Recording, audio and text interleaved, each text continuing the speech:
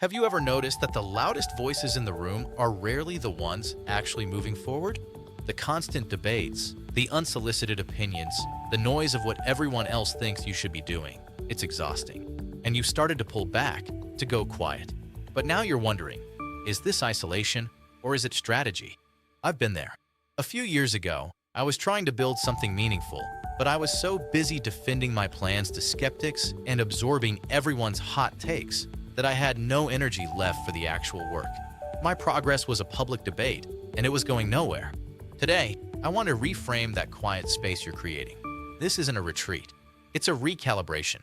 By the end of this video, you'll have three things. First, a new lens to see your own silence as strength.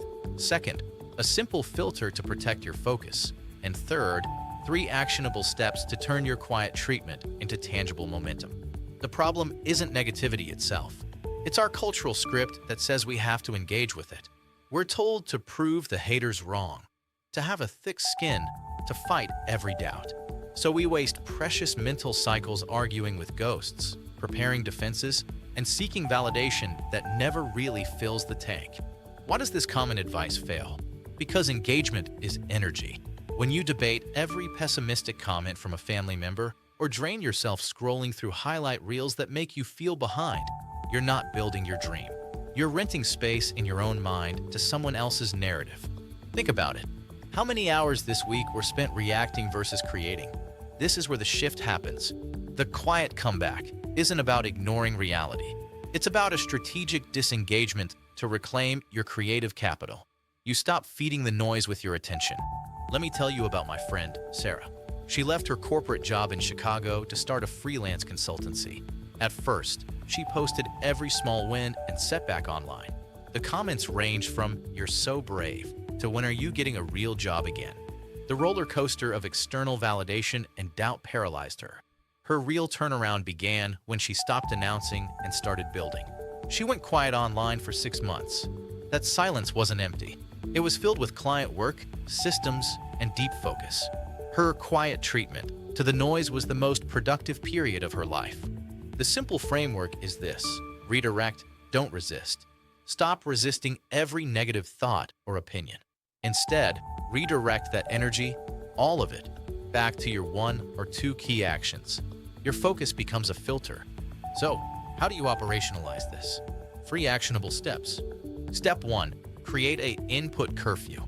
For the first and last hour of your workday, institute a total ban on consumptive input.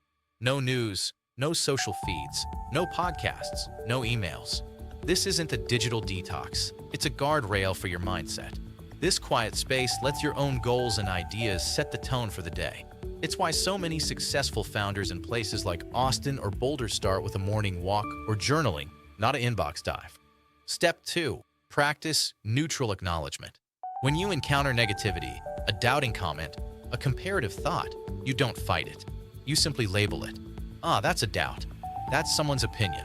And then you let it pass like weather. You acknowledge its presence without building it a home. This stars the negativity of the drama it needs to grow. Consider James, a software engineer in Seattle working on an app. He used to get derailed by critical feedback on early prototypes. He shifted his protocol. Now, any feedback goes into a designated document. He reviews it only on Friday afternoons with a clear head. The emotional sting is gone, and he can extract useful data without the noise. His progress accelerated because he stopped reacting in real time. Step 3. Schedule visibility bursts. Strategic silence doesn't mean becoming a ghost. It means you choose your moments. Block out 90 minutes, once a week or every 2 weeks, for all your public tasks, posting updates, sending newsletters, engaging socially. Then, close the door again. This contains the noise and frees up the other 95% of your time for deep work. Think of your energy like the Wi-Fi signal in your house. The noise, the doubts, the opinions, the comparisons are all devices trying to connect. Every device you allow on slows down the connection for your main project, your most important device. Your silent treatment is simply putting the other devices on guest mode. You haven't destroyed them. You've just prioritized the bandwidth for what matters most. Let's recap. First, the problem is our instinct to engage with every bit of noise which drains the energy we need to build. Second, the shift is to see your silence not as hiding, but as a strategic redirection of focus. And third, you act by implementing an input curfew, practicing neutral acknowledgement, and scheduling your visibility bursts. So here's a question for you to sit with this week. What is one area of your life where you can replace resistance with redirection? This quiet space you're cultivating, it's not a sign that you're giving up. It's evidence that you're finally building something real. And real things are often built in quiet rooms, far from the crowd. I'd love to hear from you.